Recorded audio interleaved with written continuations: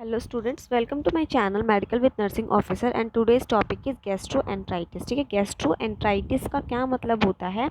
पहला तो आपका गैस्ट्रो का मतलब होता है कि स्टमक। ठीक है, सो स्टमक से रिलेटेड हम डिजीज कंडीशंस को पढ़ रहे हैं आज। So gastroenteritis is a condition that causes inflammation in the stomach and in small intestine and infection may be caused by bacteria, parasite. ठीक है, ये जो है बैक्टीरिया से हो सकता है, पैरासाइट से हो सकता है। इसमें क्या होता है कि इन्फ्लामेशन हो जाती है स्टमक में या फिर स्मॉल इंटेस्टाइन में। एंड ठीक है, लाइक अगर किसी ने स्पॉइल फूड ले लिया या फिर वाटर, उसकी वजह से। एंड इसमें जो है आपका स्टमक एंड स्मॉल इंटेस्टाइन दोनों हो सकता है, जिसकी वजह से पेशेंट को क्या होगा, will have acute diarrhoea. Patient को डायरिया हो सकता है। ठीक है, जो इसकी इटियोलॉजी है, इसमें हमने बोला कि ये वायरस की वजह से हो सकता है। तो वायरस में है आपका नोरो वायरस हो गया, रोटा वायरस हो गया, फिर एडिनो वायरस हो गया। नेक्स्ट, बैक्टीरिया में होता है आपका staphylococcus aureus, salmonella and shigella and vibrio. That are the bacteria जो कि आपका गैस्ट्रोएंटराइटिस जो है कॉज करते हैं।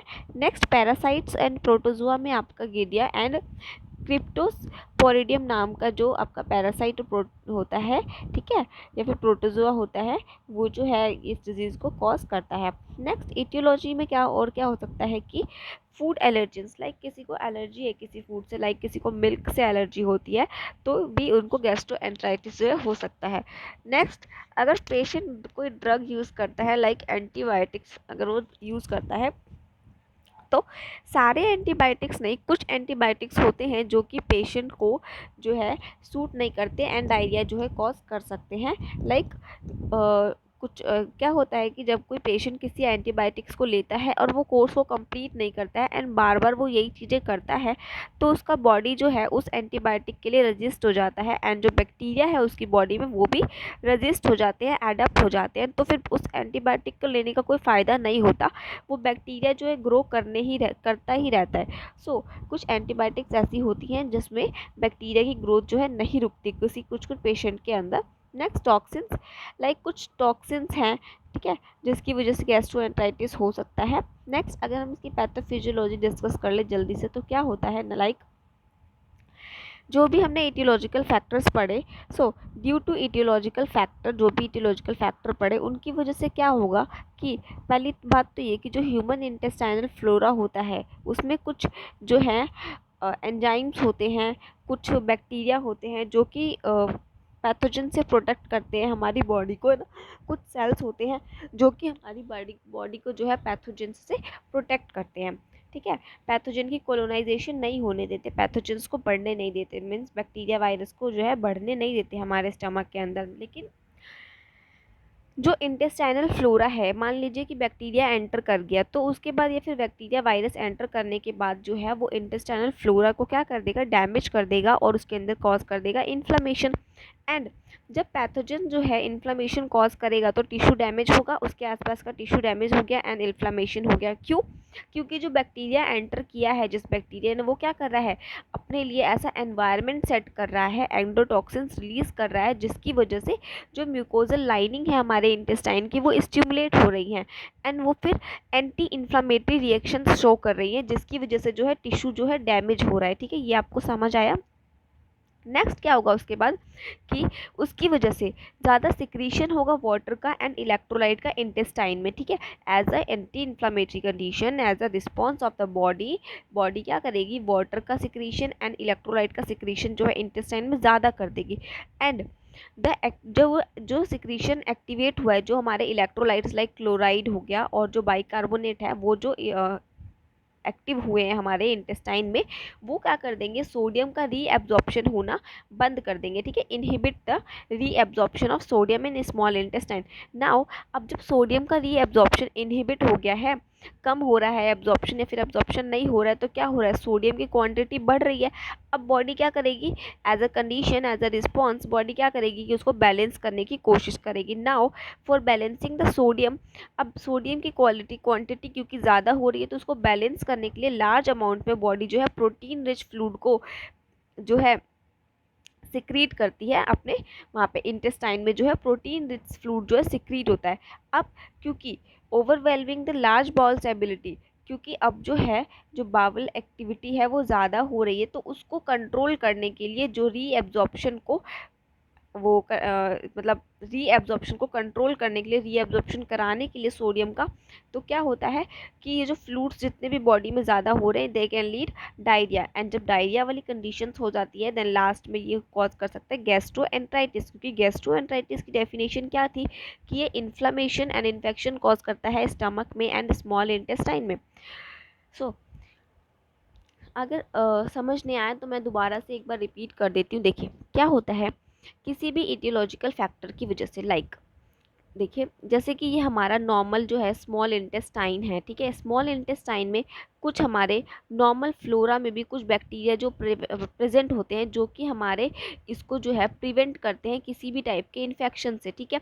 लेकिन अब इस स्मॉल इंटेस्टाइन में एक बैक्टीरिया जो है एंटर कर गया, ठीक है। जब बैक्टीरिया इसमें एंटर करेगा तो ये क्या करेगा, स्मॉल इंटेस्टाइन की टिश्यू को डैमेज करना स्टार्ट कर देगा। अब क्योंकि ये टिश्यू को डैमेज करना स्टार्ट कर रहा है तो हमारी बॉडी क्या करेगी, एज अ रिस्पॉन्स में वो रिएक्शन शो करेगी, तो वो क्या करना स्टार्ट कर देती है, वाटर का रिलीज और इलेक्ट्रोलाइट में जो कि हमारे क्लोराइड आते हैं इलेक्ट्रोलाइट में, और क्या आता है बाइकार्बोनेट आता है ना, इनको जो है हमारी जो बाइकार्बोनेट, ठीक है, इसको हमारी जो है इंटेस्टाइन जो रिलीज़ करना स्टार्ट कर देती है। अब जो बाइकार्बोनेट और जो ये है हमारे क्लोराइड है, ये क्या कर देते हैं, इनहिबिट कर देते हैं, डिक्रीज़ कर देते हैं सोडियम का रीएब्जॉर्प्शन इन द इंटेस्टाइन, ठीक है।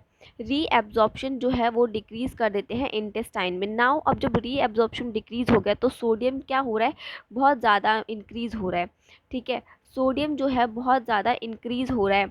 तो सोडियम के इंक्रीज़ होने पर हमारी बॉडी क्या करेगी, इसको रीअब्जॉर्ब करने के लिए क्या करना स्टार्ट कर देगी, कुछ टाइप के प्रोटीन्स को रिलीज़ करना शुरू कर देगी, ताकि सोडियम का जो बैलेंस है ना हमारी बॉडी में वो बना रहे, ज़्यादा भी ना होए एंड रीएब्जॉर्ब होने लग जाए। क्योंकि जो हमारे क्लोराइड्स है इन्होंने तो रीएब्जॉर्ब नहीं होने दिया, ये तो मना कर रहे हैं सोडियम को रीएब्जॉर्ब होने के लिए, ये चाहते ही नहीं है सोडियम रीएब्जॉर्ब हो, क्योंकि ये खुद ही ज़्यादा अमाउंट में रिलीज़ हो रहे हैं, ये खुद एब्जॉर्ब हो रहे हैं, एंड इसीलिए ये ज़्यादा अमाउंट में जो है रिलीज हो रहा है हमारा बॉडी वाटर को एंड इलेक्ट्रोलाइट्स को। सो ये इन्होंने क्या कर दिया, सोडियम का रीएब्जॉर्प्शन जो है रोक दिया। अब सोडियम ज़्यादा हो रहा है तो हमारी बॉडी सोडियम को के रीएब्जॉर्प्शन को फिर से स्टार्ट करने के लिए क्या करती है कि now for balancing the sodium in large amount में क्या करती है, प्रोटीन रिच फ्लूड का वो सिक्रीशन करती है हमारे बाउल में, ठीक है। बाउल में जो आपकी इंटेस्टाइन है वहाँ पर पे सिक्रीशन होता है लार्ज अमाउंट में प्रोटीन का, सच अ टाइप ऑफ प्रोटीन, ठीक है। अब क्योंकि जो हमारी बावल की एबिलिटी है ना वो बहुत ज़्यादा हो गई है रीअब्जॉर्ब करने की फ्लूइड को, तो उसको कम करने के लिए जो है अब हमारा फ्लूइड जो है रीअब्जॉर्ब होना स्टार्ट हो गया है बिकॉज ऑफ जो हमारी बॉडी ने प्रोटीन रिलीज़ किया, ठीक है। सो उसको रोकने के लिए, ठीक है, उसको रोकने के लिए बॉडी अपना रिस्पॉन्स में डायरिया स्टार्ट, बॉडी का रिस्पॉन्स होता है डायरिया, ठीक है, डायरिया शो कर देती है बॉडी, तो पेशेंट को डायरिया होने लग जाता है। एंड जब डायरिया होगा तो क्या होगा, स्टमक में इन्फ्लामेशन हो जाएगी, इन्फेक्शन होगा एंड स्मॉल इंटेस्टाइन में भी प्रॉब्लम होएगी, तो उसकी वजह से जो है गैस्ट्रोएंटराइटिस होता है। आई होप कि आपको जो है पैथो क्लियर हो गई होगी, ठीक है। नेक्स्ट अब होता है क्लिनिकल मैनिफेस्टेशन। सो पेशेंट को क्या होगा, नॉर्मल आप सोच सकते हैं कि जब भी पेशेंट को कोई स्टमक से रिलेटेड डिजीज़ होती है तो he will have abdominal cramps और pain, nausea and vomiting. Anorexia हो सकता है, एनोरेक्सिया का मतलब होता है भूख कम लगना। नेक्स्ट उसको जो है एब्डोमिनल जो है स्वेलन हो सकता है, एब्डोमिनल ब्लॉटिंग होगी पेशेंट को, डायरिया होगा एंड पेशेंट को जो है ब्लड हो सकता है, वॉमिट हो सकती है ब्लड के साथ एंड स्टूल हो में भी वॉमिट जो है पेशेंट के आ सकता है, ठीक है। ये थे आपके clinical manifestations mean sine and symptoms. Next जो है डायग्नोस्टिक इवेल्यूशन में क्या हो करेंगे हम, फर्स्ट ऑफ ऑल हम पेशेंट का सीबीसी करते हैं, मतलब कंप्लीट ब्लड काउंट, ठीक है। नेक्स्ट हम उसका इलेक्ट्रोलाइट्स टेस्ट करते हैं, केएफटी मीन्स किडनी टेस्ट करते हैं, लीवर फंक्शन टेस्ट करते हैं, ठीक है। नेक्स्ट फिजिकल एग्जामिनेशन करेंगे पेशेंट का, अल्ट्रासाउंड करेंगे एंड स्टूल टेस्ट करते हैं, बिकॉज स्टूल में जो है ब्लड आ रहा है तो स्टूल टेस्ट करेंगे पेशेंट का, ठीक है। सो नेक्स्ट हम एंटीबायोटिक्स देते हैं पेशेंट को, मैनेजमेंट में हम पेशेंट को देंगे एंटीबायोटिक्स देंगे, और उसको डायरिया हो रहा है तो एंटी डायरियल ड्रग्स देंगे लाइक मेट्रेंडाजोल जो होती है, ठीक है, या फिर मेट्रोजिल हो गई। नेक्स्ट हम एंटी एमेटिक्स ड्रग देंगे, एंटी एमेटिक्स कौन से ड्रग होते हैं, लाइक ऑन्डेस्ट्रॉन हो गया है ना, ऑन्डेस्ट्रॉन जो हमारा सॉल्ट होता है जिसमें ऑन्डेस्ट्रॉन ड्रग देंगे। एंटी एमेटिक मीन्स वॉमिटिंग को प्रिवेंट करने के लिए हम एंटी एमेटिक्स ड्रग देते हैं, ठीक है। So these are the drugs. Next अगर नर्सिंग मैनेजमेंट की बात कर ले तो नर्सिंग मैनेजमेंट में हमें क्या करना है, वही सारे नर्सिंग मैनेजमेंट करने हैं जो कि किसी भी डायरियल पेशेंट के लिए किए जाते हैं। लाइक पेशेंट को एनकरेज करना है कि वो कुछ कुछ टाइम के बाद लाइक 30 से 50 मिनट, हर 30-50 मिनट में जो है वो जो है क्या करे कि वाटर का इंटेक करता रहे, ठीक है। उसको मेंटेन करना है हाइजीन, बिकॉज बैक्टीरिया या वायरस की वजह से डिजीज़ कंडीशन हुई है, तो उसको हाइजीन मेंटेन करने के लिए एडवाइस करेंगे आप। नेक्स्ट उसको मेडिकेशंस प्रोवाइड करेंगे अकॉर्डिंग टू डॉक्टर्स ऑर्डर, जो भी डॉक्टर ने प्रिस्क्राइब किया है वो मेडिसिन आप देंगे। एंड उसको आप ओरल रिहाइड्रेशन थेरेपी देंगे, मीन्स ORS की जो ट्रीटमेंट है आप उसको देंगे, ठीक है। So these are the sign, symptom and diagnostic evaluation, medical management of gastroenteritis, ठीक है। पैथोफिजियोलॉजी हमने डिस्कस कर ली है, एक बार मैं आपको फिर से बता देती हूँ। चलिए, क्या होता है किसी भी इटियोलॉजिकल फैक्टर की वजह से क्या होगा कि नॉर्मली तो क्या होता है हमारी बॉडी मैकेनिज्म शो करती है ना, एंटी इन्फ्लामेटरी रिएक्शन शो करती है, कुछ भी हमारी बॉडी के अंदर आता है तो वही चीज़ है कि लाइक बैक्टीरिया ने एंटर कर दिया हमारी बॉडी में, ठीक है, स्टमक में एंड इंटेस्टाइन में चला गया। क्यों? क्योंकि आपने क्या करा है, स्पॉइल फूड लिया है या फिर वो मान लीजिए कि अनक्लीन वाटर लिया है, तो उसकी वजह से बैक्टीरिया या वायरस जो है पेशेंट के अंदर चला गया। नाउ अब जब पेशेंट के अंदर पैथोजेंस चले गए हैं तो वो वहाँ पर ग्रो करना स्टार्ट कर देंगे। एंड ग्रो करेंगे कैसे कि वो अपने जो है सॉरी वो जो है एंडोटॉक्सिन्स रिलीज करते हैं, ठीक है। एंडोटॉक्सिन्स मीन्स हर एक बैक्टीरिया जो है कहीं पर भी अगर उसको ग्रो करना होता है हमारी बॉडी में तो वो एक टाइप का प्रोटीन जो है रिलीज करता है। तो ऐसे ही वो एंडोटॉक्सिन्स रिलीज करते हैं अपने आप का जो है एनवायरनमेंट सेट करने के लिए, ठीक है। फिर जो एंडोटॉक्सिन्स रिलीज करेगा जब हमारी बॉडी में, तो हमारी बॉडी को पता है कि कुछ फॉरेन पार्टिकल अंदर आया है, तो हमारी बॉडी क्या करेगी कि म्यूकोजल लाइनिंग जो है उसकी स्टिमुलेट हो जाएगी इंटेस्टाइन की, वहाँ पर सेल्स प्रेजेंट होते हैं। अब वो सेल क्या करेंगे, आप रिलीज कर देंगे सिक्रीशन, हाइपर सिक्रीशन कर देंगे इलेक्ट्रोलाइट्स का, ठीक है। इलेक्ट्रोलाइट में हमारे क्या होते हैं, क्लोराइड होते हैं एंड बाइकार्बोनेट होता है। तो क्लोराइड एंड बाइकार्बोनेट तो रिलीज हो रहा है, ये लोग क्या करेंगे आने के बाद सोडियम को तो मना कर देंगे एब्जॉर्ब होने के लिए, सोडियम को एब्जॉर्ब होने नहीं देंगे। तो जब सोडियम एब्जॉर्ब नहीं होगा तो सोडियम बहुत ज़्यादा हो जाएगा। अब क्योंकि सोडियम ज़्यादा हो जाएगा तो हमारी बॉडी कहती है कि भाई सोडियम ज़्यादा हो रहा है, सोडियम को कम करो। तो सोडियम को कम करने के लिए वो एक टाइम का प्रोटीन रिलीज करती है, ठीक है। ये प्रोटीन है, प्रोटीन लिखा है गलती से यहाँ पे वाई टाइप हो गया, ठीक है। तो एक टाइप का प्रोटीन रिलीज करती है हमारी बॉडी, प्रोटीन रिच फ्लूइड को जो है रिलीज करती है इंटेस्टाइन में। सो अब रीएब्जॉर्प्शन होना स्टार्ट हो जाता है, ठीक है। सो अब क्योंकि बावल के अंदर जो मूवमेंट है बहुत ज़्यादा वर्क कर दिया है बावल ने, तो overwhelming the large bowel ability to reabsorb, अब रीएब्जॉर्प्शन जो हो रहा है वो हो स्टार्ट हो गया है।